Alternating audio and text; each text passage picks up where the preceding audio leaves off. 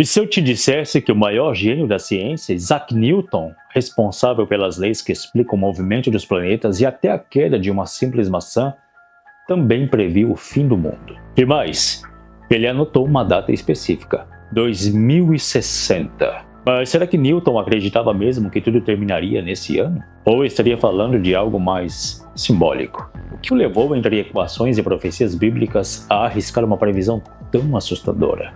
Hoje, você vai conhecer o lado místico e oculto de um dos maiores cientistas da história. E vai perceber que por trás da imagem de gênio da física, havia também um homem atormentado por fé, dúvidas e pela ideia do apocalipse. Esses casos que aconteceram, inteligência artificial já estiver dominando a tecnologia.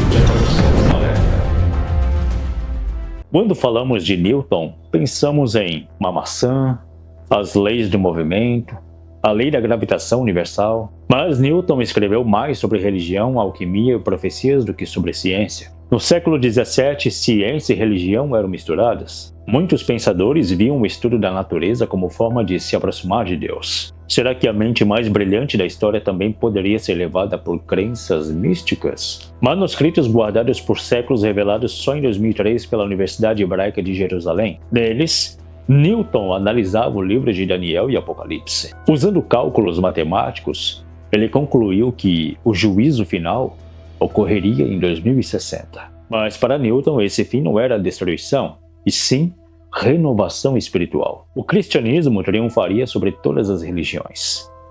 O mundo passaria por uma espécie de transformação divina. Um exemplo paralelo, outras figuras históricas também tentaram decifrar o Apocalipse com números, com os monges medievais que ligavam o ano 1000 ao fim. Ao mesmo tempo em que formulava leis físicas, Newton acreditava em alquimia, transformar metais em ouro, profecias bíblicas, o poder oculto dos números. Ele acreditava que os textos sagrados escondiam mensagens codificadas de Deus. Por exemplo, Leonardo da Vinci também tinha escritos secretos sobre símbolos religiosos. Mas Newton levou isso a um extremo quase obsessivo. Será que a genialidade científica pode caminhar lado a lado com a crença no sobrenatural? Diferente das profecias de destruição total, Newton via 2060 como um fim da era atual, a vitória da fé sobre a corrupção do mundo, uma renovação espiritual, não física. Para ele, Deus interviria para purificar a Terra. E uma reflexão que eu deixo também: se 2060 não for o fim,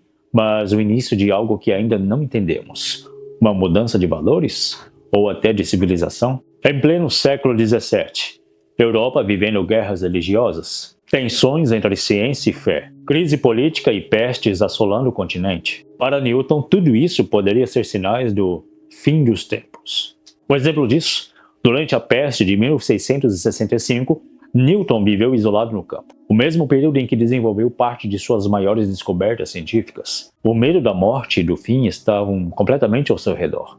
A previsão de Newton não tem base científica, mas hoje cientistas falam de riscos reais. As mudanças climáticas, as armas nucleares, a inteligência artificial descontrolada, por que não? E a escassez de recursos. Uma coincidência?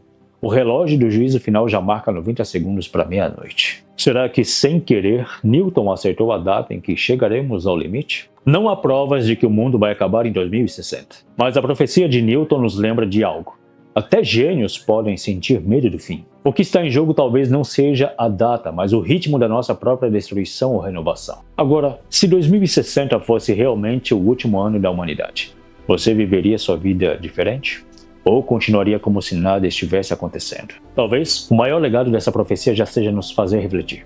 O fim pode não estar marcado por Deus, mas pelas escolhas que nós fazemos todos os dias. Isaac Newton deixou para a humanidade duas heranças: as leis que ainda explicam o universo físico e um alerta místico que continua ecoando até hoje. Bom, se você gostou do vídeo, compartilhe com seus amigos. Eu sou Beth Charles e fico por aqui. Até o próximo vídeo.